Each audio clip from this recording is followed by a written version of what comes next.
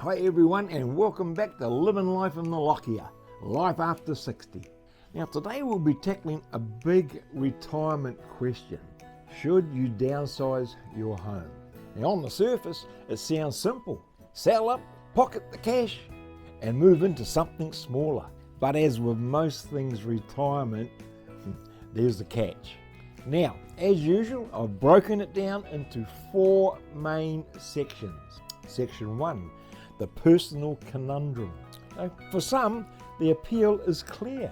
Extra cash in the bank, less house to look after, and that lovely lock and leave lifestyle where you can travel or just relax without the worry of a big property. And if you're able to invest those funds and generate income, the pension might not matter as much because you're really self-funding your retirement. But for others, that age pension is absolutely non-negotiable. It's steady, reliable, and comes with the reassurance that your home isn't counted as an asset. I mean, why risk losing that safety net just to free up some money? For many, staying put equals peace of mind. And honestly, both perspectives are valid, because in the end, downsizing really boils down to personal priorities. Now, section 2, there's a special rule that actually packs a bit of a punch. Now here's where it gets tricky.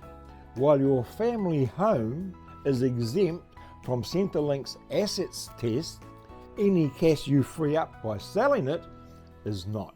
Now, as an example, say you sell your home for $1 million, then buy a smaller place for $700,000. That leftover $300,000 is no longer tucked away in your exempt home. Centrelink will count it as an asset, and that could reduce your pension. Now, there's a special exemption. If you're planning to buy or build another home, the sale proceeds you've set aside can be exempt from the assets test for up to 2 years.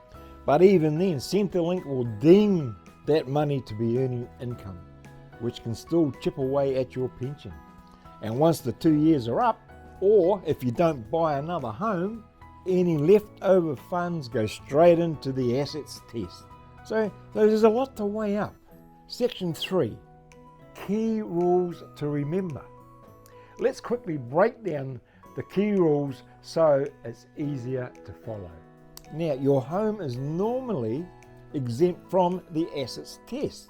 However, proceeds from selling are counted as assets unless you're buying or building another home. There is an exemption period. You have up to 2 years if you plan to reinvest into a new home. And the impact of this is, if your assets go over that threshold, your pension reduces. Go too far over and your pension can even be cancelled. For example, a single homeowner can currently have around $321,500 in assets without affecting their full pension.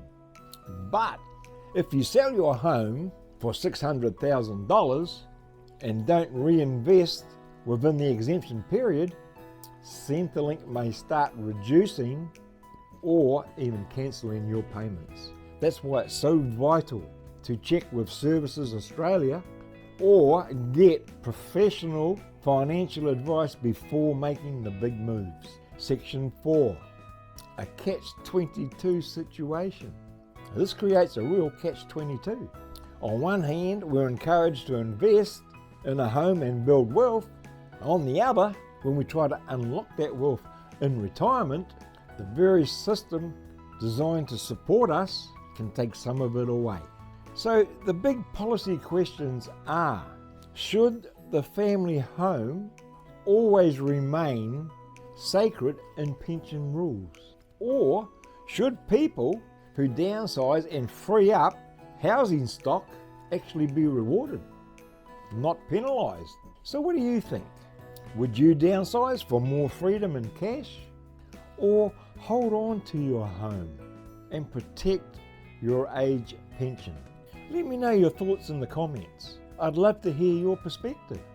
And if you found this video helpful, please give me a thumbs up And feel free to subscribe to the channel. Doesn't cost nothing, and why not share it with someone else who's weighing up their retirement options. Until next time, I'm Robbie. Let's keep living life in the Lockyer, life after 60, on your terms. And if you're new to my channel, click on the link over here, and that takes you to a playlist of similar videos. Thanks for watching. Catch you in the next one.